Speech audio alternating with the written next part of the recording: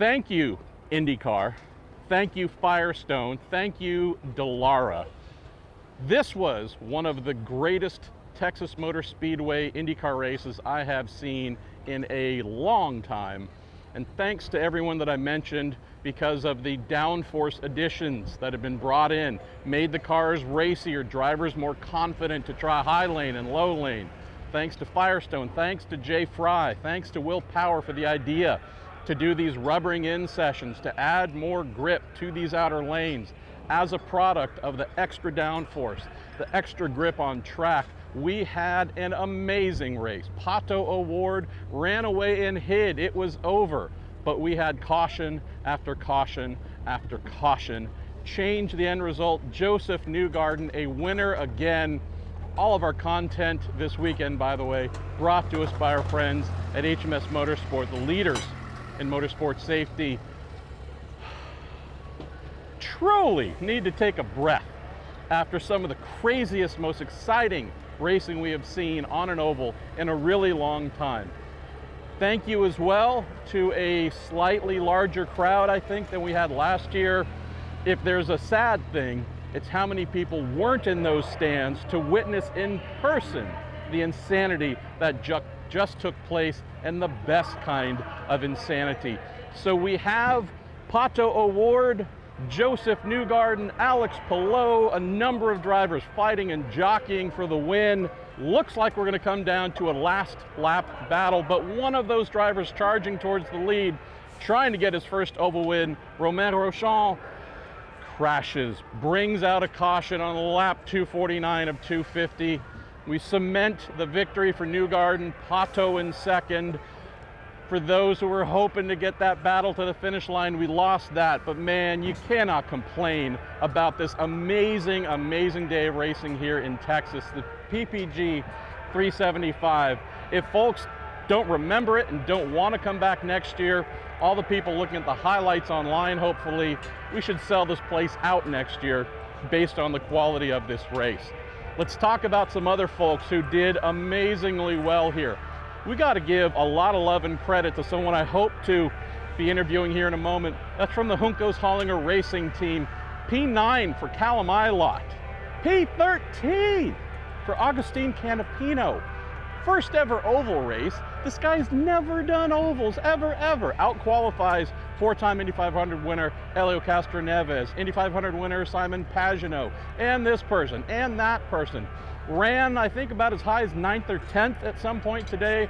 Was battling with Will Power, 2018 Indy 500 winner, defending IndyCar champion, Agustin Canapino. Has never done this before, and yet, looks like he's been doing it his entire life. So happy for IndyCar's smallest team, but most overachieving team. And I don't really remember whether I said Agustin was 12th or 13th, but let me just make sure I get it correct. He was 12th out of 28 cars. Let's talk about some other finishes. Our friend from yesterday's end of day video, Spud Boy, Chicago Davey, not as sexist as he once was anymore. He's gotten better in the last 24 hours.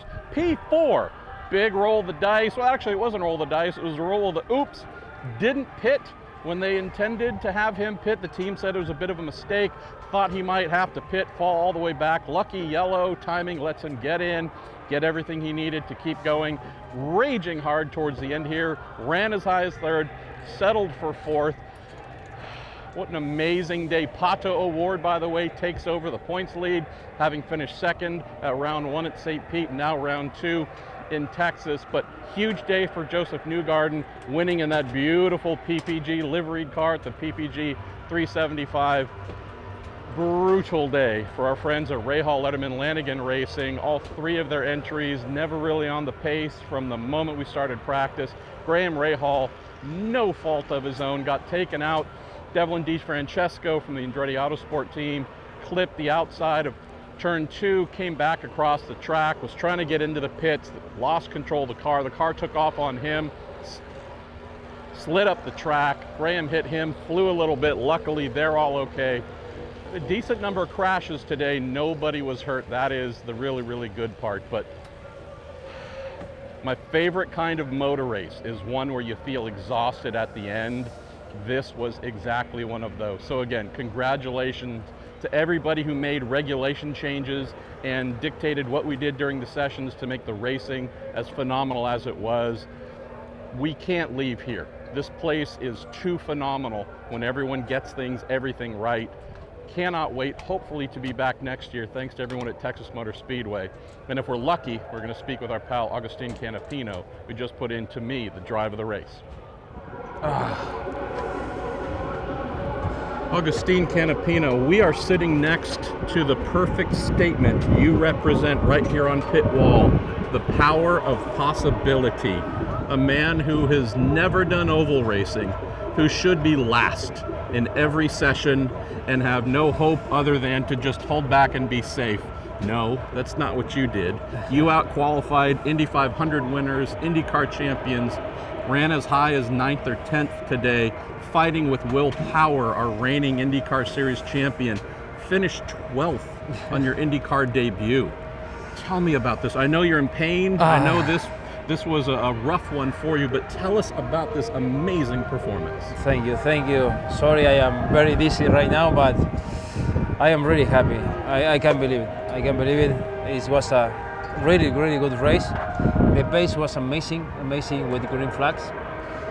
At the end, I finished battling with Helio, with Callum, with BK. Do you realize what you just said? You finished battling with Helio Castroneves, no, I can't believe it. 4-time Indy 500 winner. Honestly, I can't believe it. For me, this is incredible.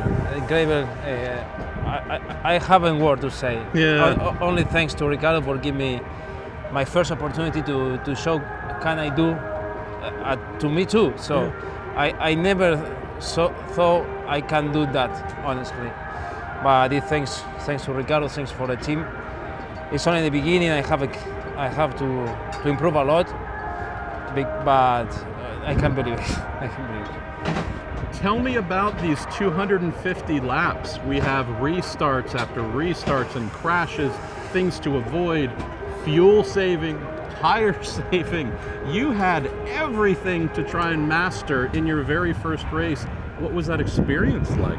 I'm learning during the race. So I'm learning during the race with the dirty air, saving fuel, saving tires. I was really strong with the used tires, especially in the second part of the stint. We can overtake a lot of cars. We did a good undercut in the middle of the race. And I lost some position at the end because I need more experience on the restarts.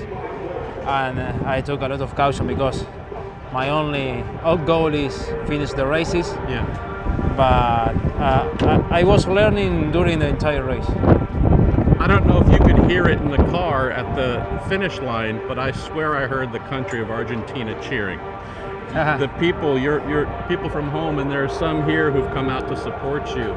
That's another beautiful aspect of this, Agustin, where you're here in America for the first time racing, but there's a whole country supporting you. Yes, we have a lot of fans there. The motorsport in Argentina is really strong. So I'm really grateful for all people who come here, very far from our home. Big Chevy fans, I'm told, yes, as well. Yes, I am a Chevy driver. Like as a young man, I won my majority of the championship with Chevy in my country. I was official Chevy driver during a lot of years. So the motorsport there is really strong, and I am very grateful for everybody. This guy right here is my story so far of the year. He should be everybody's story of the year. No one knew what to expect with you coming over here, and all of a sudden your first two races, places you've never been to, you have performed like you've been doing this your whole life. Congratulations, and just imagine what things are going to be like 3 races, 5 races, 10 races from now with more experience. Agustin Canapino, best story